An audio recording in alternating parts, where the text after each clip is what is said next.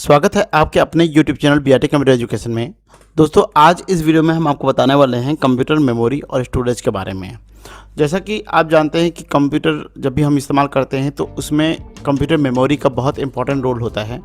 तो इस वीडियो में आज हम जानेंगे कि कंप्यूटर मेमोरी क्या होती है और ये कैसे काम करती है। तो चलिए वीडियो को शुरू करते हैं। सबसे पहले आप मेमोरी क्या होती है। मेमोरी कंप्यूटर के सबसे महत्वपूर्ण भाग होता है जो डेटा को स्टोर और प्रोग्रामों को क्रियान्वित करने का कार्य करता है।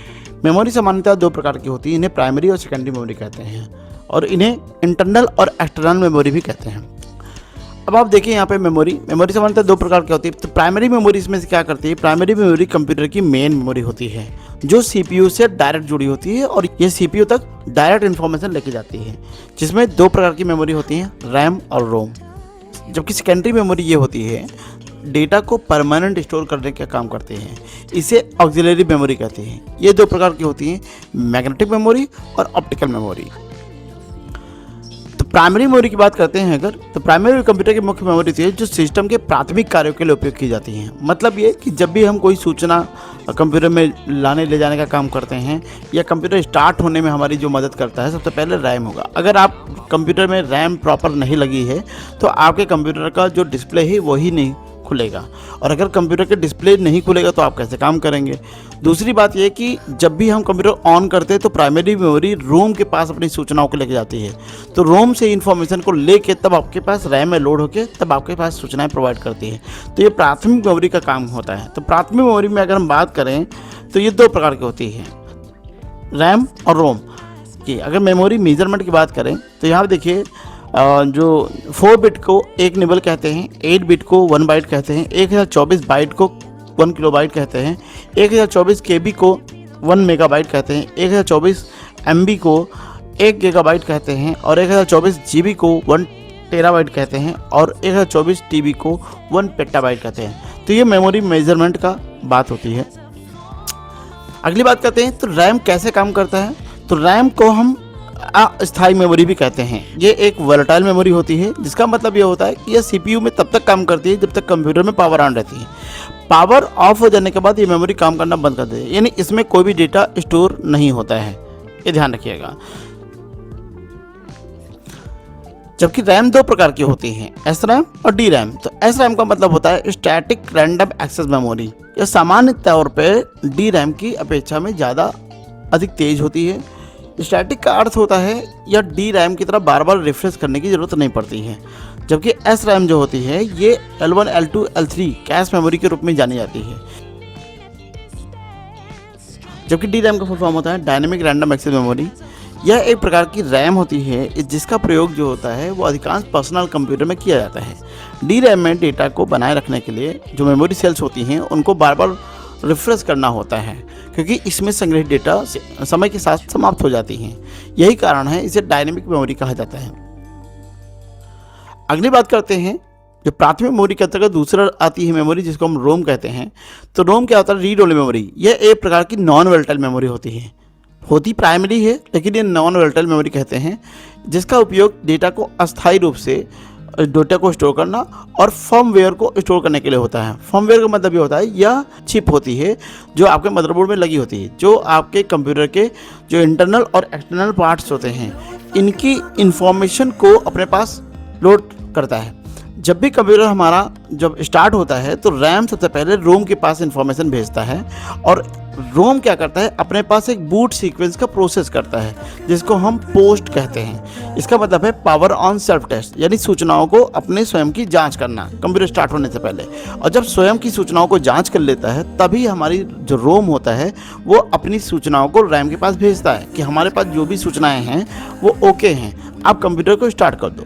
तो रैम इस तरह से काम करता है। रैम और रोम दोनों एक दूसरे के सिमिलर होते हैं, बट रोम अपने पास कंप्यूटर के जो हार्डवेयर होती है उनके पास सूचनाओं को लोड करके रखता है। और इसमें जो होता है कंप्यूटर के जब हम कंप्यूटर को बंद करते हैं तो भी उसमें सूचनाएं को अपने पास वापस स्टोर करता है, ताकि जब भी हम दोबारा कंप्यूटर को ऑन करें तो हमारी जो प्रॉपर हार्डवेयर है वो काम करते रहें। जैसे आपके मेमोरी हो गया, प्रोसेसर हो गया, इनपुट आउटपुट डिवाइसेस हो गए और अन्य हार्डवेयर हैं वो हमेशा काम करते रहें। इसी वजह से रोम की ज़रूरत पड़ती है। और रोम की इंफॉर्मेशन कोई भी यूज़र चेंज नहीं कर सकता है। इसकी वजह से कि जैसे मान लीजिए आप किसी कंपनी का लोगो देखते हैं, जैसे सोनी का लोगो आ गया है, किसी भी बायोस में इंफॉर्मेशन डाल दी जाती है, फ़ोटो डाल दी जाती है, तो जिसे वो क्रैक नहीं किया जा सकता। तो ये सारी चीज़ें प्रोसेस होते हैं वो रोम की वजह से होती हैं। तो रोम क्या करता है, कंप्यूटर के फर्मवेयर की सूचनाओं को लोड करता है।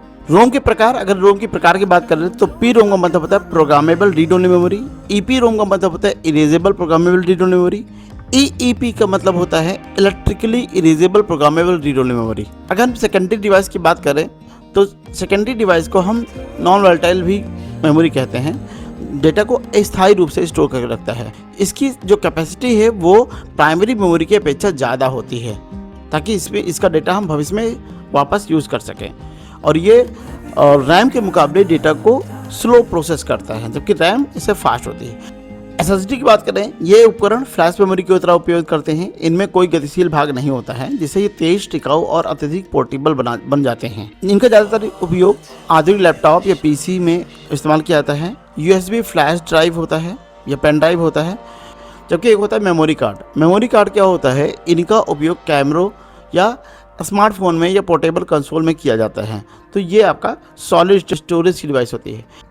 हार्ड डिस्क की बात करें तो ये डेटा जो है परमानेंट डेटा को स्टोर करता है, और ये एक प्लेटर इसमें लगा होता है, जिसकी वजह से ये अपने जगह पे, अपनी सतह पर घूमता है और अपने डेटा को रीड एंड राइट करने का काम करता है। तो इसमें सबसे ज़्यादा अधिक डाटा को स्टोर किया जा सकता है, और ये एक एक्सटर्नल और इंटरनल दोनों तरीके से काम करता है। और इसमें कई पार्टीशन होते हैं, जैसे आपने देखा होगा सी ड्राइव या डी ड्राइव या ई ड्राइव। तो ये पार्टीशन होते हैं जो इस हार्ड डिस्क के फॉर्मेटेड करने के बाद ही होते हैं। जो बाय डिफ़ॉल्ट विंडोज़ होती है वो सी ड्राइव में ही लोड होती है, इसके हार्ड डिस्क के पार्ट में। बाकी डी और ई यानी अन्य जो ड्राइव होती हैं पार्टीशन करने के बाद जो बनती है, उसमें जो है आपका जो परमानेंट डेटा स्टोर कर सकते हो, अपने पर्सनल फाइल को स्टोर कर सकते हो। ऑप्टिकल स्टोरेज की बात करें तो ऑप्टिकल स्टोरेज का मतलब होता है जो डेटा को रीड एंड राइट करने के लिए लेज़र बीम की ज़रूरत पड़ती है। यानी इसमें दो तरीके होती हैं डिवाइसेस, सीडी और डीवीडी। सीडी का मतलब होता है कॉम्पैक्ट डिस्क, ये अधिकतम 750 MB तक या 700 MB तक डाटा को स्टोर कर सकता है, जबकि डीवीडी होता है, इसका फुल फॉर्म होता है डिजिटल वर्सटाइल डिस्क। तो ये 4 GB से अधिक डाटा को स्टोर कर सकता है। तो ये दो ऑप्टिकल डिवाइसेस कहलाते हैं जो डेटा को रीड और राइट करने के लिए लेज़र बीम की ज़रूरत पड़ती है।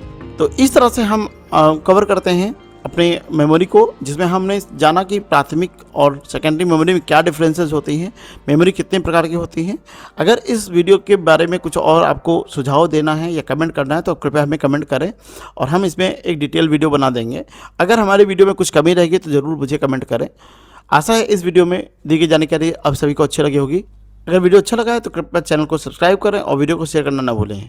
वीडियो को देखने के लिए धन्यवाद। जय हिंद, जय भारत।